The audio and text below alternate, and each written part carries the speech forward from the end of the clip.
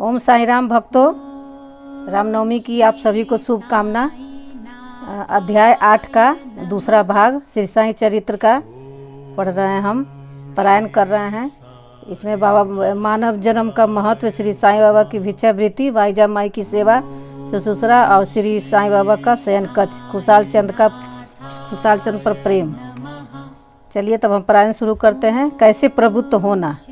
अधिक सफलतापूर्वक और साक्षात्कार को सुलभ प्राप्त करने का एकमात्र उपाय है किसी योग संत या सद्गुरु के चरणों की शीतल छाया में आश्रय लेना, जिसे कि ईश्वर साक्षात्कार हो चुका हो। जो लाभ धार्मिक व्याख्यानों के द्वारा श्रवण करने और धार्मिक ग्रंथों के अध्ययन करने से प्राप्त नहीं हो सकता, वह इन उच्च आत्मज्ञानियों की संगति से सहज ही प्राप्त हो जाता है।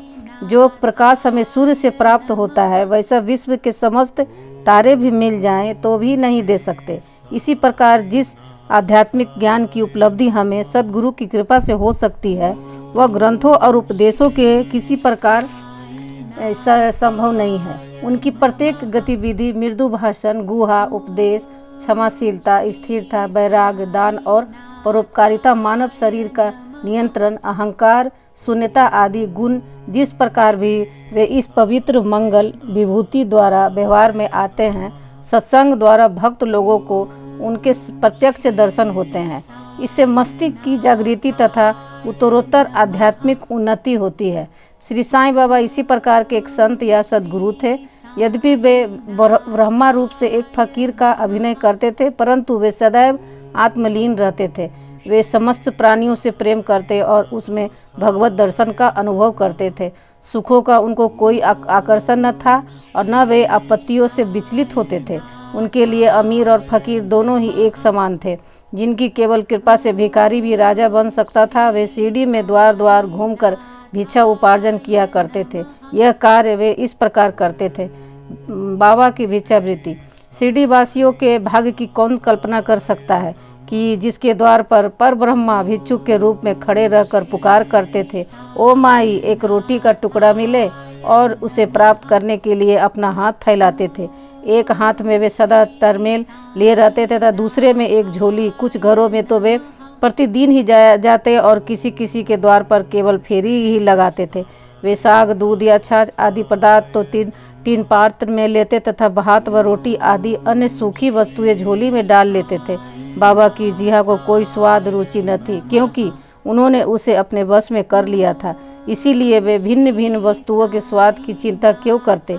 जो कुछ भी भिक्षा में उन्हें मिल जाता, उसे वे मिश्रित कर संतोषपूर्वक ग्रहण करते थे। अमुक पदार्थ स्वादिष्ट है या नहीं, बाबा ने इस पर और कभी ध्यान ही नहीं दिया, मानो उनकी जिहा में स्वाद बोध ही न हो। वे केवल मध्या तक ही भिक्षा उपार्जन करते थे। यह कार्य बहुत अनियमित था। किसी दिन तो वे छोटी सी फेरी ही लगाते तथा किसी दिन 12 बजे तक वे एकत्रित भोजन एक कुंडी में डाल देते, जहाँ कुत्ते, बिल्लियाँ, कौवे आदि स्वतंत्रतापूर्वक भोजन करते थे। बाबा ने उन्हें कभी नहीं भगाया। एक स्त्री भी जो मस्जिद में झाड़ू लगाया करती थी, रोटी के 10-12 टुकड़े उठाकर अपने घर ले जाती थी, परंतु किसी ने कभी उसे नहीं रोका।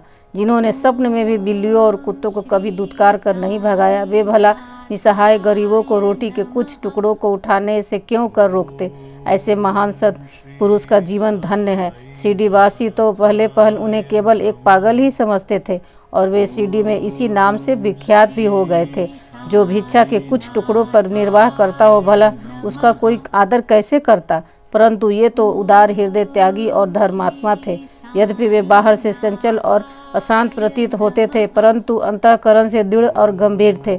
उनकी मार्ग गहन तथा गुहा था। फिर भी ग्राम में कुछ ऐसे श्रद्धावान और सौभाग्यशाली व्यक्ति थे जिन्होंने उन्हें पहचान कर एक महान पुरुष माना। ऐसी ही एक घटना नीचे दी जाती है।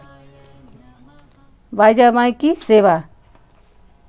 नाथ महाराज की जय। अब इसका अगले अध्याय में हम पढ़ेंगे। साई नाथाय नमः। ओम श्री साई नाथाय